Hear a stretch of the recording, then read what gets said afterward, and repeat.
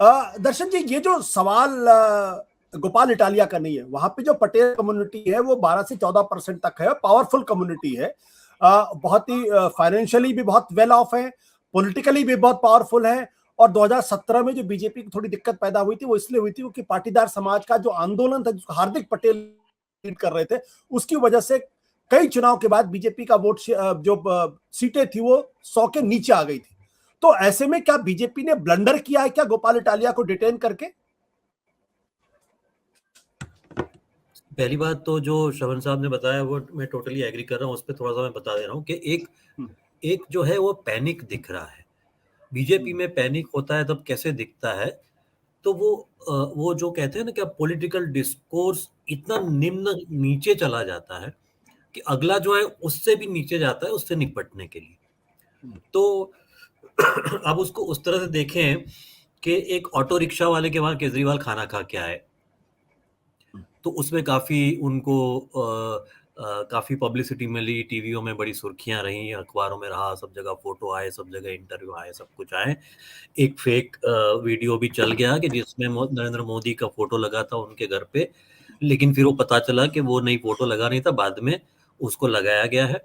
तो इसको काउंटर करने के लिए तुरंत वो जो है 4-5 दिन के बाद मोदी जब आए थे यहाँ पर, तो वही ऑटो रिक्शा वाला वही मिल गया और उन्हें बोला कि भाई ये तो बीजेपी वाला है करके। जो कुछ मीडिया के लोग हैं आप देख सकते थे कि उनको उसको ऑटो रिक्शा वाले को बेचारे को हड़का रहे थे। तो मुझे लगा कि इनको कितनी और भी मतलब जर्नलिज्म के अलावा और कितनी सारी रिस्पॉन्सिबिलिटी और भी निभानी पड़ रही। तो वो जो है अब उसका जवाब, जैसे कांग्रेस होता इसका जवाब नहीं दे पाते, वो थोड़े हड़बड़ी में हो जाते। इसका जवाब केजरीवाल ने तुरंत दे दिया कि अगर वो बीजेपी वाले हैं तो बोले हमें बड़ा दुख होता है कि वो हमें बीजेपी अपने नेताओं को जो खाना खाने नहीं बुला करके हमें बुलाते हैं। तो यही मतलब ये जो हुंसा-तुसी है, अब इसमें इन्होंने गोपाल इटालिया की एक पुरानी वीडियो निकाल करके कह दिया कि भाई इन्होंने नीच बोल दिया प्राइम मिनिस्टर को, ठीक है। और प्राइम मिनिस्टर ने भी क्या किया, उसमें स्मार्टली कांग्रेस को भी अंदर ले लिया। तो अब मणिशंकर अय्यर ने 2017 के चुनाव में भी मोदी जी को नीच कहा था और वो 2007 तक ले गए मामले को कि 2007 में हमें मौत का सौदागर कहा था, किसी ने नाम नहीं कहा, किसी ने कहा था। तो मतलब आप देख रहे हैं कि देयर इज अ मतलब पैनिक जो है, पूरा पैनिक सिचुएशन बीजेपी के लिए है कि कहाँ जाएं। और ऐसा पहली बार हो सकता है कि गुजरात के अंदर बीजेपी सरकार जो डिसीजन ले रही है, एक 2-3 डिसीजन उनको वापस लेने पड़े। वो आज तक कभी सुना नहीं है। 25 से 30 छोटे मोटे करके 25 से 30 सरकारी एम्प्लॉइज के एडिटेशन गुजरात में चारों तरफ चल रहे हैं। वो सारे मुद्दे हैं।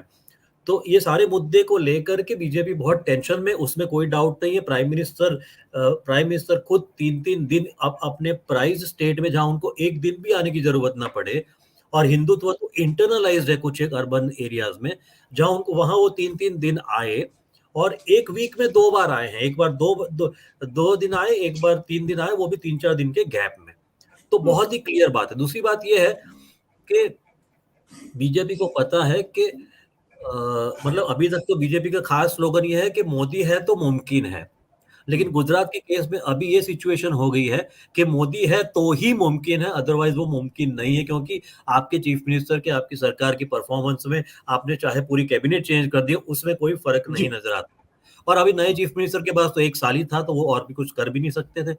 तो कुछ नजर उस तरह से नहीं आ रहा है। तो अकेले मोदी के कंधों पर, इसलिए आप देखिए कि मोदी जी भी जो है वो अपने अभी जो 3-5 दिन आए उसमें भी अपने सरकार की इनिशिएटिव्स की वो बात कर रहे थे और बोले मुझे नीच कहा गया। वो सन ऑफ द सॉइल वाला जो उनका है ना, आपका बेटा हूं मैं, ठीक है, गुजरात और मुझे ये बोल रहे हैं।